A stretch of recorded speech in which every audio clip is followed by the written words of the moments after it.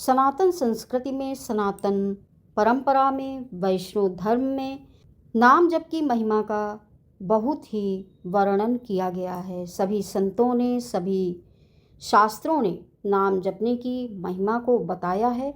और नाम जपने का माध्यम है माला। माला भी विभिन्न प्रकार के होते हैं, स्फटिक माला, तुलसी माला, चंदन माला। ये अलग अलग मालाओं की अलग अलग महत्व भी है। स्कंद पुराण और पद्म पुराण में तुलसी को भगवान विष्णु की प्रियतम और श्री कृष्ण भक्ति का आधार कहा गया है। तुलसी माला और भगवान के बीच जीवंत सेतु है। बिना तुलसी दल के भगवान का भोग नहीं लगता और तुलसी दल भगवान को अर्पित किए जाते हैं। इसी प्रकार तुलसी की माला से भी जब नाम जपा जाता है तो भगवान अत्यंत प्रसन्न होते हैं।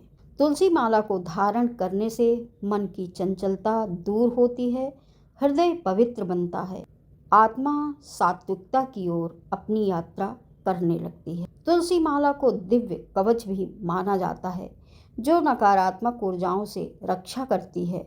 मृत्यु के समय भी तुलसी की पत्ती मोक्ष प्रदान करती है। पद्म पुराण में उल्लेख है कि तुलसी माला का स्पर्श मात्र ही पापों का नाश कर देता है। रुद्राक्ष माला का महत्व शिव पुराण और पद्म पुराण और लिंग पुराण में विस्तार से बताया गया है। इसे भगवान शिव का स्वरूप माना जाता है। रुद्राक्ष की माला अत्यंत पवित्र मानी जाती है। रुद्राक्ष शिव के अश्रुओं से उत्पन्न हुआ है, इसलिए इसे शिव नयन का आंसू भी कहा जाता है। इसे धारण करने वाला साधक शिव की कृपा का पात्र बनता है और दैव ऊर्जा का संरक्षण पाता है। रुद्राक्ष माला भय, पाप और तनाव को दूर करती है, साधक के अंतर्मन को शांत करती है, स्थिरता देती है। यह शरीर को रोगों से भी बचाती है। रुद्राक्ष की माला से जप करने से भगवान शिव प्रसन्न होते हैं और भगवान शिव की भक्ति मिलती है। रुद्राक्ष की माला से आयु बढ़ती है। यह माला मोक्ष की प्राप्ति में भी सहायक होती है। बात है शंख की माला की। शंख माला का संबंध समुद्र मंथन से है। शंख 14 रत्नों में से एक है और लक्ष्मी जी को अत्यंत प्रिय है।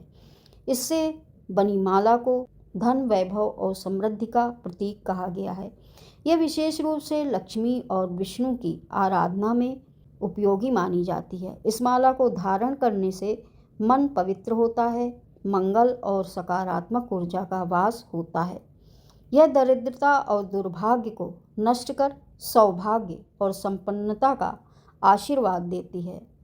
हकीक माला तांत्रिक साधना और वैदिक परंपरा दोनों में ही प्रभावशाली मानी गई है। यह सामान्य काले, लाल, पीले और बहुरंगी हकीक से बनाई जाती है। इसका प्रयोग विशेष रूप से देवी काली, माँ दुर्गा की उपासना में होता है। साधक निडर बनता है, भय और नकारात्मक शक्तियाँ दूर होती हैं और शत्रुओं पर विजय मिलती है। यह साधक को आत्मविश्वास से भर देती है तथा संकट निवारण की शक्ति प्रदान करती है।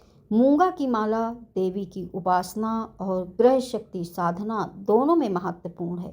मूंगा मंगल ग्रह का रत्न है जो साहस, ऊर्जा और स्वास्थ्य प्रदान करता है। यह विशेष रूप से माँ दुर्गा और चामुंडा की साधना में उपयोगी है। इसके जप करने से भय और शंका दूर होती है, आत्मविश्वास बढ़ता है और जीवन शत्रुओं, बाधाओं से सुरक्षित रहता है। वैदिक ज्योतिष में यह मंगल दोष निवारण का उपाय भी माना गया है। वैजंती माला का स्थान भक्ति परंपरा में बहुत ही ऊंचा है। इसे भगवान विष्णु और श्री कृष्ण की प्रिय माला कहा गया है। यह 5 प्रकार के पवित्र बीजों, पुष्पों से बनी होती है जो धर्म, अर्थ, काम, मोक्ष और विजय का प्रतीक है। भागवत परंपरा में कहा गया है कि श्री कृष्ण के गले में यही माला शोभित होती है। वैजंती का अर्थ है सदैव विजयशाली, इसलिए यह माला विजय, सौभाग्य और ईश्वर प्रेम का प्रतीक है। इन सभी मालाओं का महत्व भिन्न भिन्न है। लेकिन इनका उद्देश्य एक ही है, साधक को भक्ति प्रदान करना, शांति और समृद्धि की ओर अग्रसर करना। जिस देवता के प्रति आपका श्रद्धा भाव हो उसी की प्रिय माला से जप करना चाहिए। श्रद्धा और विश्वास के साथ किया गया जप साधक को दिव्यता से जोड़ता है और जीवन को पवित्र बना देता है। तो इस प्रकार से विभिन्न प्रकार की मालाओं का विभिन्न फल मिलता है और ये माला, चाहे वो रुद्राक्ष की माला हो, चाहे वो चंदन की माला हो या फिर तुलसी की माला, सभी मालाएं पवित्र होती हैं और सभी माला के जप से हम अपने आराध्य को प्रसन्न कर पाते हैं, हम अपने आप को उनके चरणों में निकट पाते हैं। तो माला का प्रभाव, माला का महत्व बहुत बड़ा है।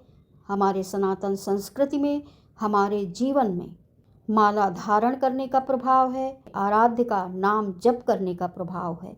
तो इस प्रकार से सनातन संस्कृति में माला कितनी महत्वपूर्ण है ये हम सभी जानते हैं और हमारे हर हिंदू घर में कोई न कोई माला अवश्य मिल जाएगी। हम माला को धारण करते हैं तो उसी के अनुरूप उसी के गुण हमारे अंदर आने लगते हैं। जय श्री हरि, जय श्री हरि, जय श्री हरि।